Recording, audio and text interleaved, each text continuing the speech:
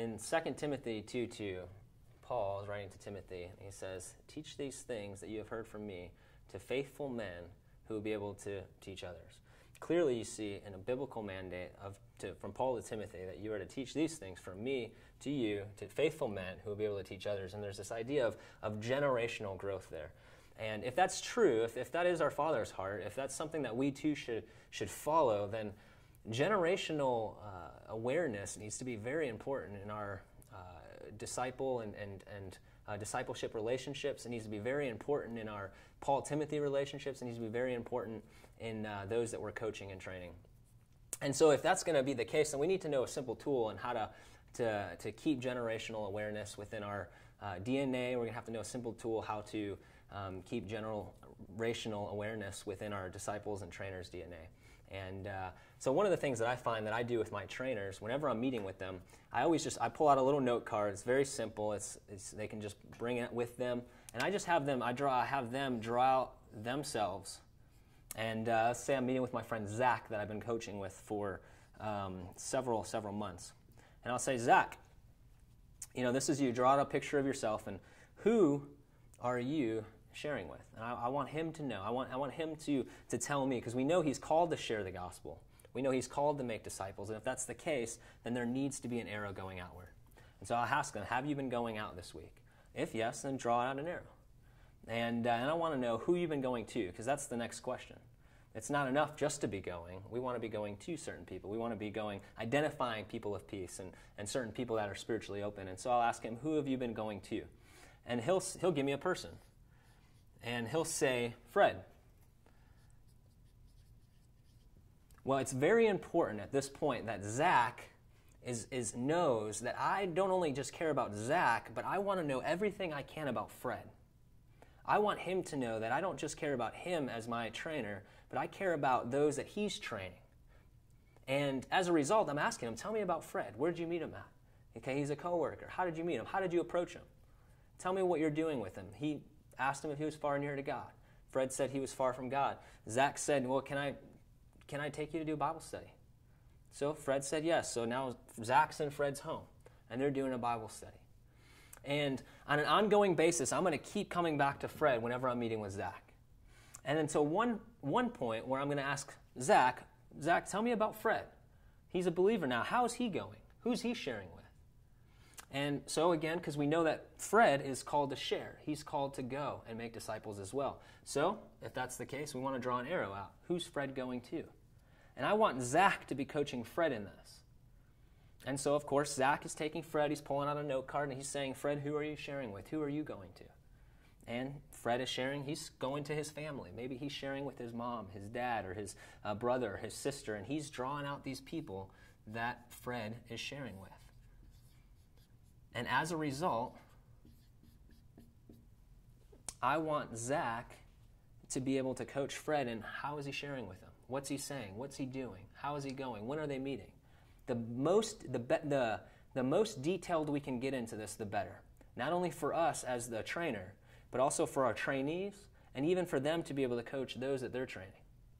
And the more regularly we involve a simple diagnostic tool like this in our training meetings, it really begins to help get into the DNA of Zach. So every meeting now, Zach comes with note cards and has Fred draw a picture of himself and arrows going out. Who are you sharing with?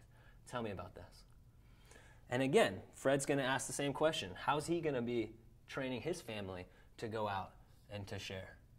Because again, what did the Bible say? 2 Timothy 2:2. "Teach these things that you have heard from me to faithful men who will be able to teach others." You see 4 simple generations there. Paul to Timothy, Timothy to faithful men to the others. And we want to model that. We want to duplicate that. And not only sharing the gospel, but then even training. And so in the diagnostic tool, I ask Zach, same thing. Who are you sharing with? Yes, I want to know those. Tell me the people that you're sharing with. Every week, I have them redraw it out. But Zach, I also want to know who you're training. Who are you training that's maybe already a believer that you never led to the Lord? Who have you been training to share the gospel? Who have you been training to share their story, to share God's story, to do discovery Bible study, short-term or long-term discipleship? And I distinguish the line because I want them to know that there's a difference between going to lostness and just staying with believers. But both are important. We want to be training the believer to get to lostness. And so I want Zach to see that this is just as important. But again, I want to see, Zach, tell me about Max. How's he going out and reaching lostness? And so you see that when we do this, it becomes a simple part of our DNA, and it also becomes a map and a tool that we can use for those that we're training to get to second, third, fourth, fifth, and beyond generations. Therefore, we can use this as a generational map. It helps us as trainers have generational awareness, because if that is a goal, to get to fourth and fifth generation, 6 streams of fourth and fifth generations, then we as trainers really need to pay attention to where our disciples' generations are at. And we need to have that as an ongoing a part of our meetings. Another thing that this tool does is it helps us set goals for our trainers. See, notice when I meet with Zach, I want him to clearly lay out in his note card who he has. And then I want to ask him, Zach, now what goals do you have during this week or during the next 2 weeks that you're going to have for these guys? Because it's important that Zach sets clear, obtainable, detailed goals for each one of these people. Or at least for Fred, that Fred then can set some goals for this person and that person and that person. So we want to help Zach look clearly. And maybe, sometimes, again, this is a diagnostic tool. Sometimes I have Zach say, Zach, show me the barriers. Where are the barriers? Well, he's trying to share with this person. He's maybe not a believer yet. So I have him draw a wall there, and I say, okay, tell me about the barriers, because obviously the gospel's not getting to him. Is he not open? Well, if that's the case, do we need to move on to another person? Is it just maybe that he's just not getting it? So then, Zach, I want you to tell me, what are you saying to him? What are you doing? What would be a good goal for you this week? So this becomes a really great diagnostic tool to incorporate generational awareness in our disciple and trainer and trainee relationships. And what this also does is, let's say you're starting a new group of trainers, and they haven't started it with anyone yet. Well, this again becomes an amazing goal sheet where you can say, okay, well, we know we're supposed to go. Tell me this week how you're going to go. So there right now isn't a person here. There's a question mark, but we know we're called to find somebody. We know through Scripture we're called to seek and find spiritually open people, to make disciples. Therefore, we need people to fill those question marks. So then I ask them, what are you going to do this week to go? And I have them write it in the note card. I'm going to go prayer walk. I'm going to go 2 by 2. I'm going to prayer walk. And I have them write it down because this shows me how they're going to go. I want to get them as detailed as possible. So this way, when I meet with them again the following week or in the next 2 weeks, I know exactly how to hold them accountable. Did you do what you said you'd do? Tell me about your disciples. Did they do what they said they'd do? And we just do this on and on because especially if Zach has a discipleship relationship, Zach needs to be really, really at that point truly coached and cherished and nurtured in that he doesn't feel alone in that. He doesn't feel like he's just meeting with these people and he's trying to come up with things. That needs to be so impressed in him that I care about his discipleship relationships.